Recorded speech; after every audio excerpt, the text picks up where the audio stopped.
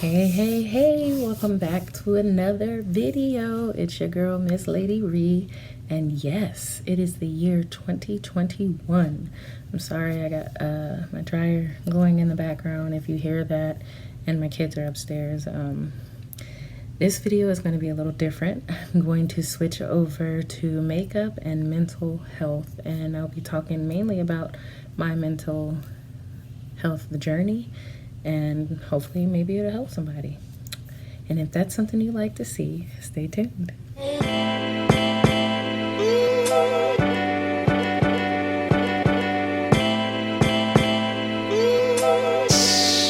Good morning, good afternoon, good evening, whatever time it is you decide to watch this video, you're here and I appreciate you. If you're not part of the family, why haven't you subscribed yet? Go ahead and hit that subscribe button for your girl. I'll wait. You know you want to. Thank you. Also, like, comment, share, hit the notification bell. It's 2021, and yes, I'm still here, still rocking, and I appreciate all 107 of you. The last time I checked, I think it was 107. I appreciate the support and everything you guys have done. We're gonna get right into this. I just want to let you know that I already did my eyebrows because I did a trial run of talking and doing my makeup and talking and doing eyebrows because you can see how much they're going up and down. It was really difficult, so I was like, let me do my eyebrows first, and then I concealed a couple of spots. As you can see, I still have some in the back of my hand that I'm gonna use later. So if I'm going to talk during videos, yes, they're gonna be longer, but I figure it would help if I tell my story, and also it'll be real time of me doing it, and I have a lot of people asking questions, and if I'm showing you real time, then it should be easy to follow, I'm guessing. So, I also stated in my last video for New Year's Eve that for 2021, I was going to be working on everything that I feel I'm not good at. And one thing right now I feel I need to work on is halo. Yeah, I set my camera up a little higher so that when I zoom in, you can see what I see. See a tired girl. Okay. Yes, I got the locks out, you know. I don't know what I'm gonna do with it. I've just been trying to keep them covered and keep them moisturized and oiled. I need to find a silk scarf. But this is not a lock video, this is a makeup video. I decided that I was gonna use this Morphe Fall into Frost 35F palette. Like I told y'all, I found it, I've used it maybe twice, and it has the color scheme I'm kind of going for as far as in halo eye, because they're fall colors, and it's January. You can't, even though it's still like winter, you can't go wrong. You can't go wrong with these colors, right? So I'm gonna play with this one and tell you guys about my journey. I took notes down, but I'm gonna try not to look at the notes unless I like really have to, because I do know what's going on with me. And see how this goes. First, let me get a brush. Okay, so for those of you who don't know, I have I think it was my 33rd birthday, so over a year ago, I posted a video on a makeup look that I was doing for my birthday, and I explained a little bit of who I was, and I told how I am bipolar type 2. Bipolar type 2 is kind of like type 1, except they don't have like, they can, but not most of them don't have like a high manic episode. So with for me, I'm gonna speak for me. I'm not gonna speak for the whole world. I'm just gonna speak for me. I'm gonna go in with my favorite color out this palette, Fortune.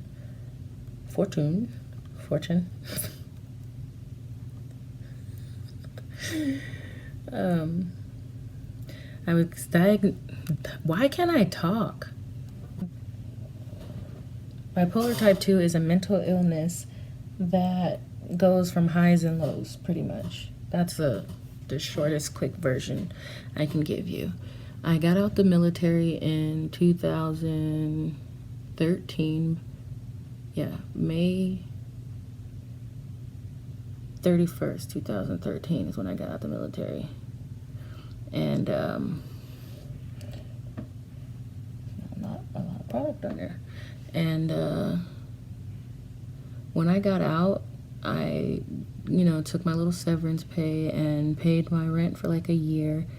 And I didn't do anything for like that whole year. Like I would wake up, take my kids to school, and just lounge around and not do anything. Like I worked for 8 years and some change, so now I'm gonna rest at least for a year. I'm not gonna work, I'm not gonna do any school, I'm just gonna take a freaking mental break, right? During that time, me and my husband, at the time we were divorced, and that's another story, but we were divorced and we were talking about getting back together, and he had our daughter over the summer. So, and Jordan, my son, his father lived in Florida as well. And so I was like, okay, well, if I take a trip out there to come visit, both the children can see their fathers, and then me and my husband now can see if we can make this work, right? So we pretty much, I come down to Florida visiting, and everything's going good, and we're talking about moving in together. So I go back to New Mexico, pick up my vehicle and my doggy, I had a Yorkie at the time, and head to Florida. On the way there, I get in some legal trouble, but my mom bailed me out, and I was good to go.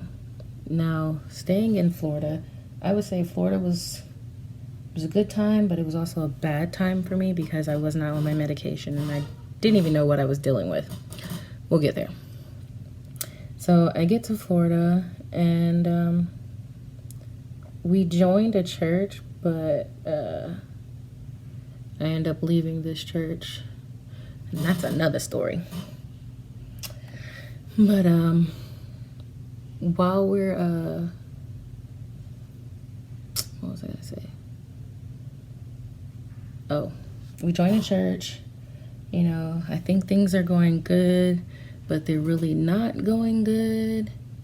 And I was losing a lot. I thought I was losing weight just because, I'm not stressed anymore. I don't have to work in the military anymore. I now have the opportunity. I was running because Florida's sea level, and where I was stationed at, it has a really high altitude, so it was rough on the lungs. But it was a nice adjustment to where I could run easily without feeling like I'm going to die or my chest was going to explode. So while I'm in Florida, I'm losing this weight. I'm losing weight to the point where I was no longer a size 9, 10. I was a size 4. Okay? I'll insert a picture here. Yeah. It was skinty. So skinny to the point where my mom was like, hey, are you on some drugs that we don't know about? Because of how skinny I was getting. I wasn't sleeping, and I thought I wasn't sleeping because of, the insomnia. When you get out the military, you're not on the schedule you used to be on. So you don't sleep like you should sleep, and you don't, I wasn't doing normal things. I wasn't working. I just was at home. I applied for school, and then after a while, I took a break from school because it was just a lot. I wasn't functioning. My family members would say that my husband said when he'd come home from work, he'd sit in the car for 45 minutes because he didn't know who he was coming home to. I stayed up watching Breaking Bad or Dexter for 6 days straight. I didn't feel like I needed to go to sleep because I had all this energy, or so I thought. these are all signs and symptoms leading up to me eventually getting diagnosed. I think what pushed my husband to try to talk me into getting help was a day I took my children's favorite items and I put them in a bucket outside and I lit it on fire and was talking some new beginnings. To this day, I don't remember doing that, but anyone who has somebody in their family who's bipolar and before they were diagnosed had a manic episode, or yeah, that's what it's called, a manic episode, and you know what I'm talking about. Like, I had my family on edge, walking on eggshells. And that's when he told me to get help. And I was like, man, I don't need help. I'm a strong black woman. I don't need your help, right? So guess what I decided to do? Move out. I got me I was like, I don't want to be with anybody that's not going to, you know, love me for me. There's nothing wrong with me. I don't need to see anyone. I don't need help. I got this. And I moved into an apartment, me and the kids, and even still, hubby was still helping me. And so I was like, find you someone who loves you unconditionally, because he loved me through all of my mess, all of it. And I took his advice, you know. Eventually, well, I'm skipping. I don't know why this happens. Every time this part comes up, I want to skip over it. I think I'm subconsciously trying to get over it. Those of you who know the suicide awareness, because my life didn't stop with a period, it continues. It was just a pause. Now we'll get there. While I'm in this apartment, I'm still on break from school. I ended up taking like 11 months off, but I'm in this apartment and we're struggling, but we're not struggling. I'm struggling because I want to do it on my own. Why it felt like I needed to do it on my own, and because I had been providing for me and my kids, you know, all 8 years while I was in the military, with help from hubby. He definitely helped me out a lot, and family. And I was just going through a lot. Me and the church that I said I joined, me and the pastor had gotten into it on Facebook, and like I left that church, and that was like my first church I ever joined without my parents. So it meant a lot. Like, it was a serious church hurt for me, and kind of felt abandoned. Like, I don't have no like church home, and like there's still some people that associate with them, and I'm just like, after how they did me, y'all still, you know, I get it, you forgiveness and all those other things, but nothing was checked or rectified. So whatever, I'm not gonna give that any more energy. It's over and done with. But it helped get me in a lower place, and I'm losing more and more weight, even though I was on unemployment. I was on food stamps. I was getting my disability and compensation, but I wasn't getting my GI Bill because I wasn't active in school at the time. And I just was in a whirlwind of like, what am I gonna do? Where am I gonna go? So it got to the point where I put my kids to bed, and I was bawling my eyes out, like on my knees, just crying and thinking of ways of how I was gonna end it. And I remember texting my husband now and telling him, hey, I'm gonna need you to come get the kids because I'm not gonna be here anymore. And I guess, of course, that set off an alarm, which it should have. And he called my parents and told them, because he was at work, which was like 45 minutes away from where I was at. And I remember my parents calling me back to back to back, and I wasn't answering the phone. And my mom texted me and was like, answer the phone, because if you don't answer the phone, I'm calling the cops. And I know if they called the cops, it probably would have been in a psych ward for a couple of days. But I also thought, if she calls the cops will get here before I'll have time to complete what I want to do So I answered the phone, and she was like, what is wrong with you? And I'm just like, Mom, I got so much going on. This and that, da, da, da, da. You know, trying to explain to her what I'm dealing with. And I was like, can me and the kids just move to where you guys are so I can get on my feet, you know, start over? Which I had just started over moving to Florida. And she said, I'll never forget it. Stop running from your problems. Click. And hung up the phone. And I know y'all like, dang, your mama cold. OG. But anyways, it was probably the best thing she could have done, because it was like, look, okay, back. It was like a light bulb had went off, and I knew that I needed to stop running from my problems. Like, I needed to get my life. I think I was like 25 or 26 years old, and I just needed to get it together and stop being a little punk, as my dad would say. Don't be no punk. And so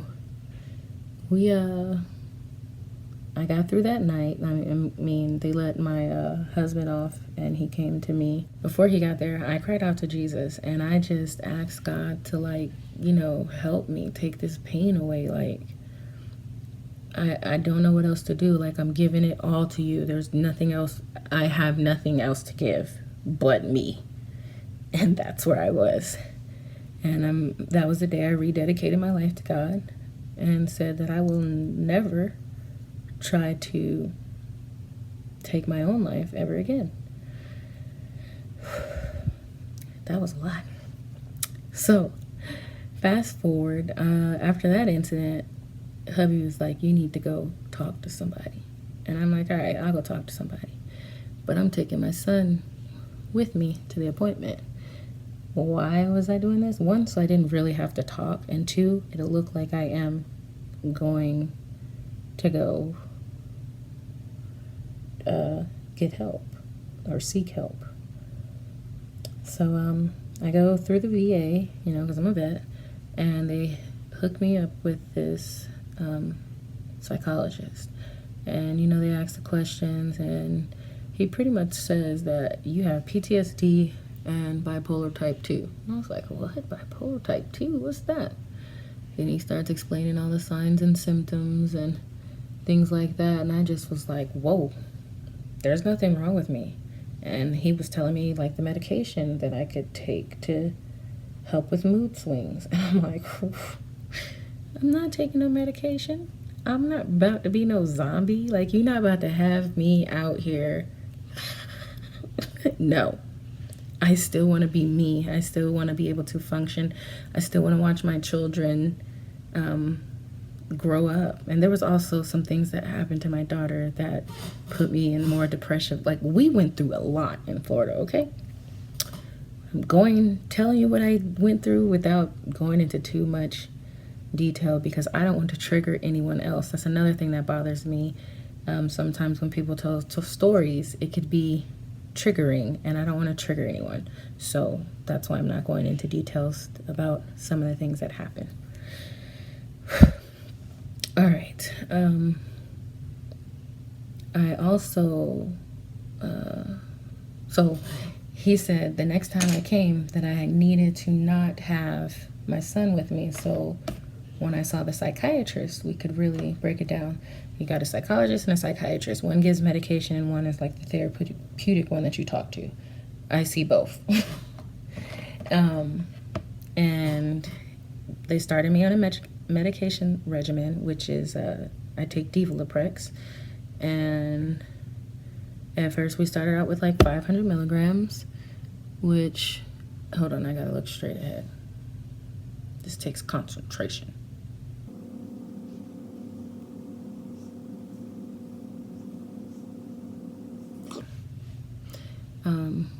It started with 500 milligrams, and now I'm on 1,000, but you work with the provider to find what works for you.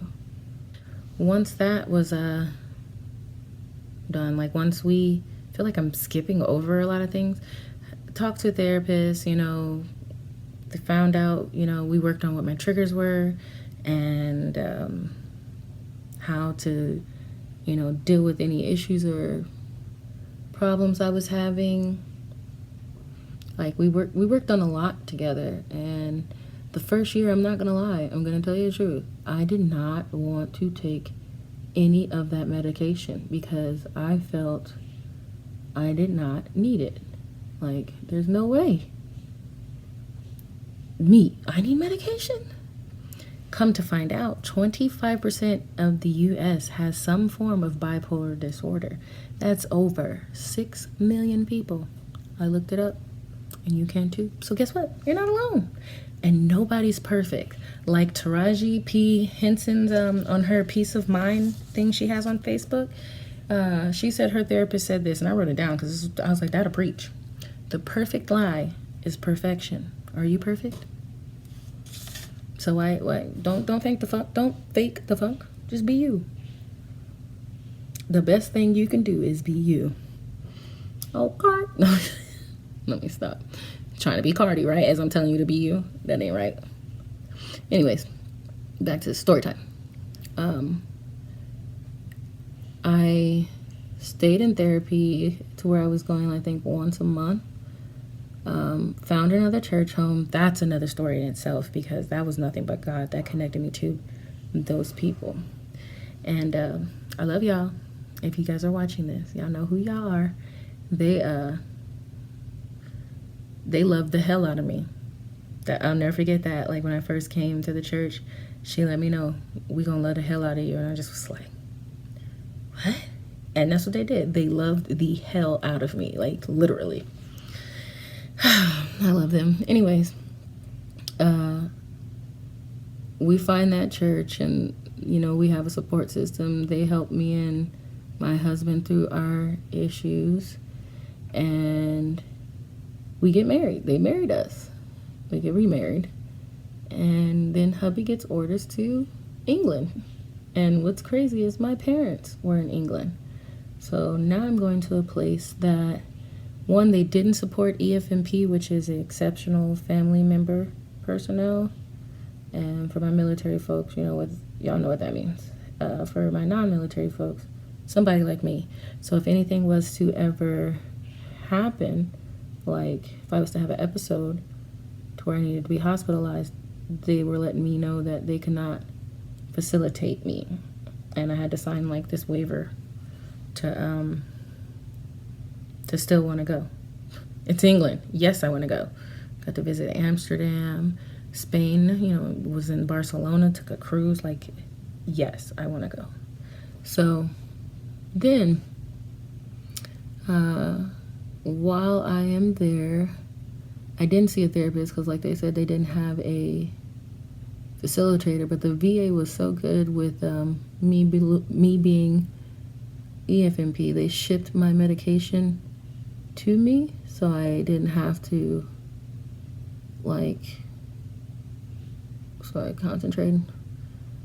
They shipped my medication to me, so I didn't have to worry about going to see a therapist. And if I really did need something, I could have chat with one.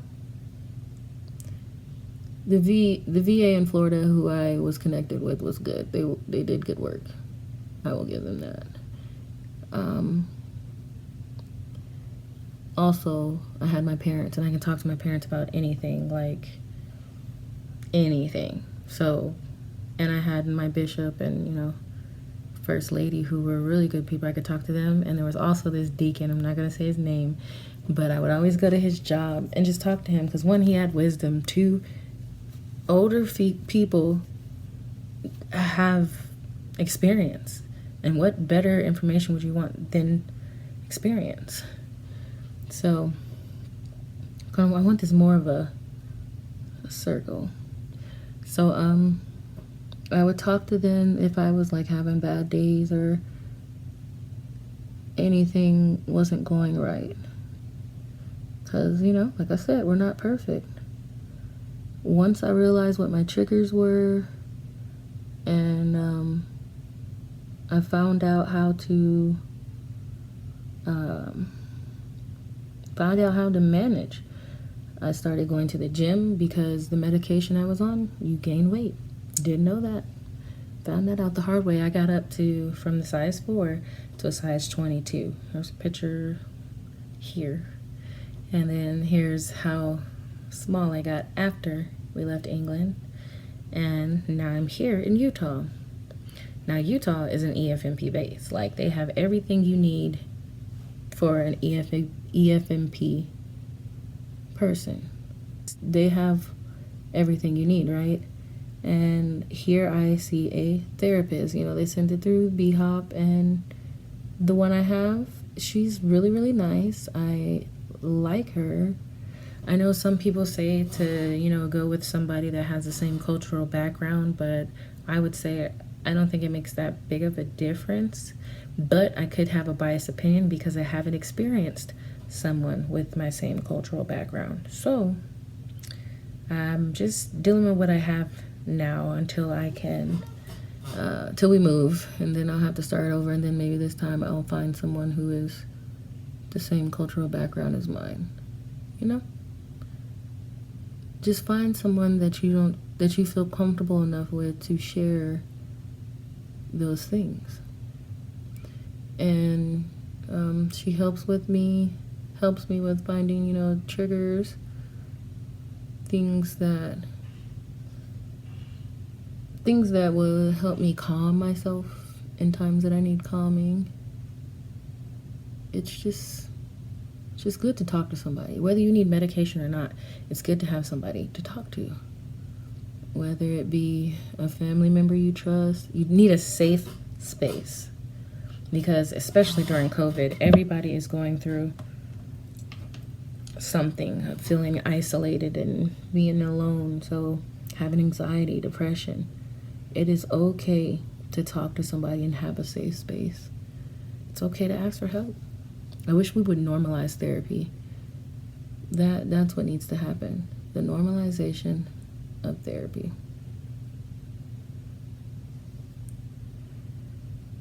But who knows? Times are changing. People are reaching out. Although there was an increase in I kind of messed up. Shoot. There was an increase in suicides because of challenges on TikTok. It's nothing but the enemy.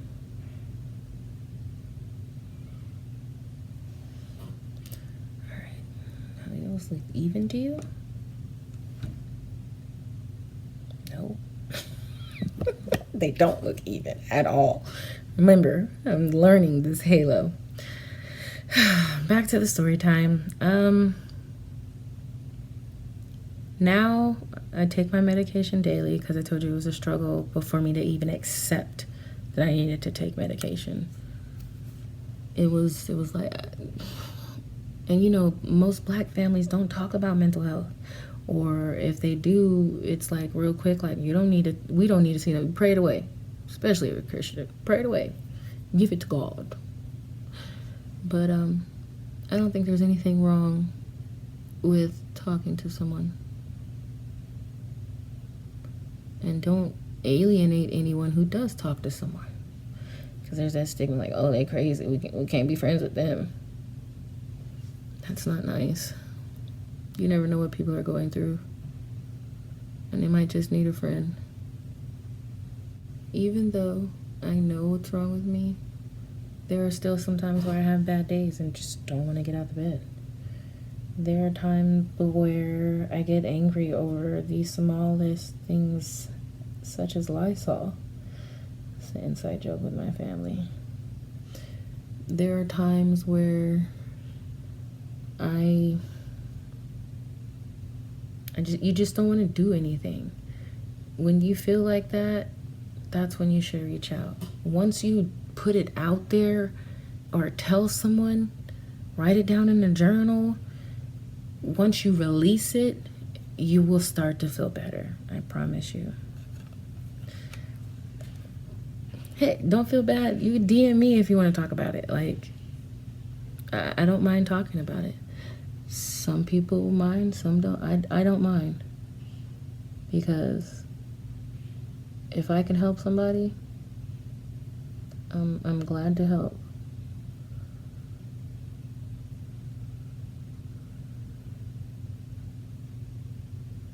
feel like I'm making this worse and worse and worse.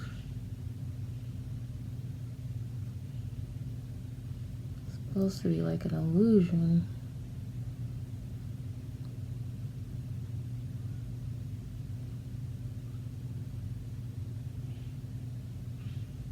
Sorry, that mirror keeps getting in the way. I need to have a standing mirror.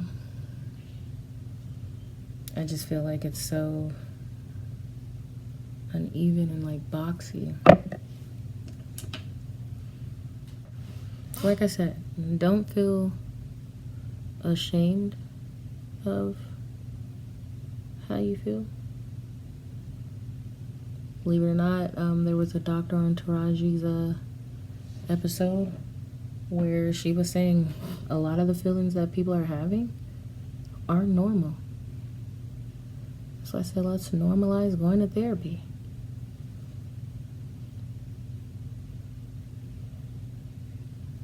I think that's the best thing we all could do. Talk to each other. This is the one thing I would say, dude. If somebody crosses your mind, I think that's the universe telling you, reach out to them. Shoot them a message. Like, hey, what's up? How you doing? Everything okay? You never know. That person might need somebody to talk to. Or just somebody reaching out to them lets them know, like, oh, wow, I am not alone. Somebody is thinking about me. Somebody did reach out, you know? Stuff like that helps people. So find out what your triggers are. Find out what, you know, where you feel. Once you find those out, or you go talk to somebody and they help you to find them out, I swear life will be easier. Find a hobby, something to distract you. Don't stay in bed all day. Get up. Go take a shower. Change your clothes. Put on that good lotion. And find go even take a walk. Go outside. Get some fresh air. Now what I'm gonna do, that's pretty much all I have to say about mental health and my journey. At first I was ashamed and didn't think I needed any help. Once I did get help, I was in denial and wasn't sure that anyone could help me or the medicine would help me. And I could say almost 6 years in that, yeah, it'll be 6 years this May. Not May. It was May. 6 years this May that I have been on medication. I have not had to have been. Does that make sense? Hospitalized for anything. Thank you, Jesus. And I haven't had, yes, I've still had down days and bad days. I don't want you to think that everything's been peachy clean, but I've been able to cope with it a whole lot more, if that makes sense. I'm gonna finish my eyes and my makeup, not talking. I hope you guys enjoyed this portion of it, or you like this, and if you do, let me know, because I have plenty of story times. I could tell you about church folks, church hurt, church people, just things that I've been through, and I would like to do it without triggering anyone. So yeah, I'm putting my music on, and it's gonna speed up a little bit. Here I'm going in with a color. It was called Shimmery in the palette, and I'm just placing that in the lid. When you're doing a halo look, you want your darker colors on the outside and your brighter colors on the inside to give that halo effect of the center of your eye. And like I always say, trust the process. Even myself, when I got done doing this part, I almost wiped the makeup off, but I was like, nope, I'm gonna go through each step and trust the process. It gets better, I promise. I'm only gonna show you from now on the eye that's closest to the camera. 1, because it came out the best, and 2, because it was closer to the camera. I'm going in with the color. It was called like Belliana. It's like a shimmery burgundy color, and I'm placing this. You want the middle piece to come like a tornado. Like a tornado shape. You're gonna blend all these back together. You're gonna see me going from the blending brush back to the brown, and you're just fading this Belliana color into the shimmery color. They're both shimmery, but you're fading the sides and just blend until you don't see any lines. That's what I did. And then after I got done blending the Belliana color, I would go back in the Fortune color and blend that as well. Blend, blend, blend, blend, blend. This was a lot of blending for this eye look. After I felt I got the desired blend for the colors, I went back up to the top and blended that out. I used the eyeliner from Fenty Beauty, but I didn't do like a cat eye because it's a halo look. I wanted most of the concentration to be on the middle of the eye. This is the lashes that I always use. I'm actually showing you how I find that little groove to put it in.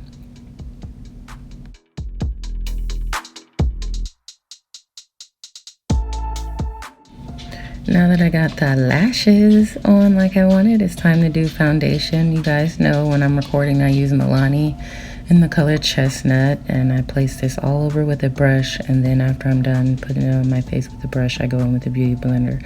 I could just use a beauty blender, or I could use a foundation brush. It's completely up to you. I like to do it this way. Why? Because that's how I like to do it. Figure out ways that work for you. You are the artist. I decided to do a little contour with my Fenty Beauty. When I bought my foundation in Fenty Beauty is 420. So to get a darker shade, I went up to 470. And for the lighter shade, I did, I want to say 420, not 420, 410 for my shades when I did darker and lighter with the foundation. It's up to you to find which ones you think work for you. I just played around in the store and went 20 up for something darker and 10 down for something lighter. Now, this new highlighting trick I found on TikTok, I can't think of the guy's name right now, but instead of doing a complete triangle underneath your eye because it drags down the highlight on your cheekbone where you would put like blush, you just put a little in the inner corner of your eye by your nose, so you still get the nose contour, and a little on the outside of your eye, and it's still going to lift your eye just the same, and you'll have product in the area you need it without dragging down your cheek. You'll see once I finish blending it out.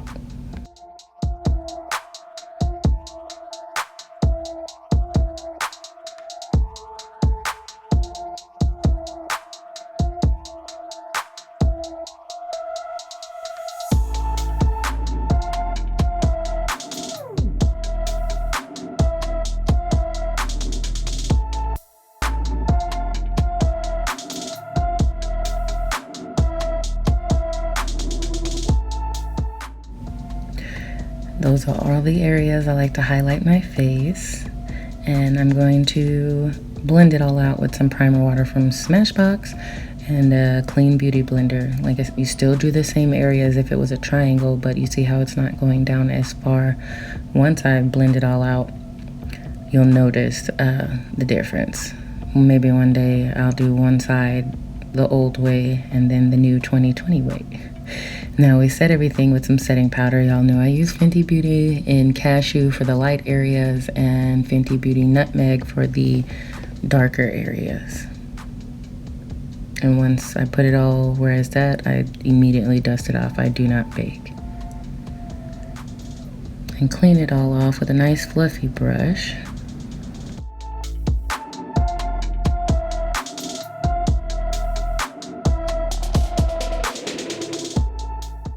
Now, once that's done, I'd like to highlight with some Trophy Wife highlighter since I had gold color on the lids. This was more gold than what was on my lids, and you're gonna see me put a lot on, but anytime I feel there's a lot on, I use that same fluffy brush and go back over everything and kind of tone it down, which is what I'm doing right there, because I only want a little bit of glow, just a little. Now I'm going in with a lippy from Ruby Kisses. I used Rosé, and then on top of that I mixed my brown Maybelline Superstay matte lip in the color Protector, and the brown mixed with the burgundy kind of gave the same color that was in the background of the halo look, and that was it. I hope you enjoyed this mental health and makeup, and if you want more, comment in the comments. But that was it. Thanks for watching. Bye.